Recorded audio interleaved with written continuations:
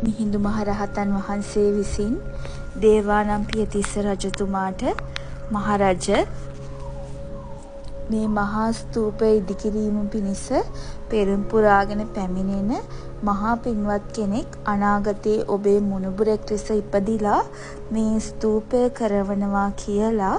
පැහැදිලි කරයින් පසුව එයින් සතුටටපත් වුණු රජතුමා අනේ ස්වාමීනි, මාගේ මුණුබුරෙක් මේ චෛත්‍යය කරවන්නේ නම් එය මා කළා හා සමානයි කියලා ඒ පින අනුමෝදන් වෙලා මිහිඳු මහරහතන් වහන්සේගේ උපදෙස් පරිදි ඒ සියලු විස්තර සෙල් ටැඹක කොටා අනාගතයේ චෛත්‍ය ඉදිවෙන පුණ්‍ය භූමිය මත ඒ සෙල් ටැඹ පිහිටෙව්වා. ඒ විතරක් නෙමෙයි, රන්පත් තීරු කිහිපයක ඒ විස්තරය ලියා කරඬුවල බහා අනාගතයේ දුටුගැමුණු රජතුමන් හට ඒ විස්තර සොයාගෙන චෛත්‍ය ඉදිකිරීමේ පහසුව පිණිස රජගෙයිද තැන්පත් කළා.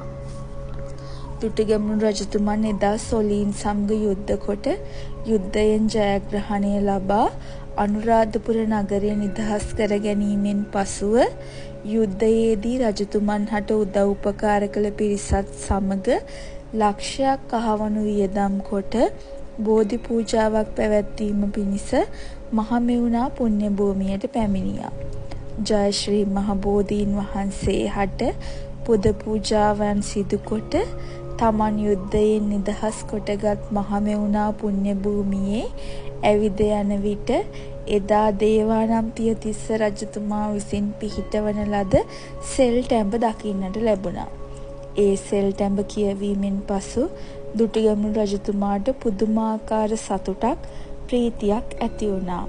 මිහිඳු මහරහතන් වහන්සේ විසින් අනාගතයේ දෙස බලා මා ගැන දැක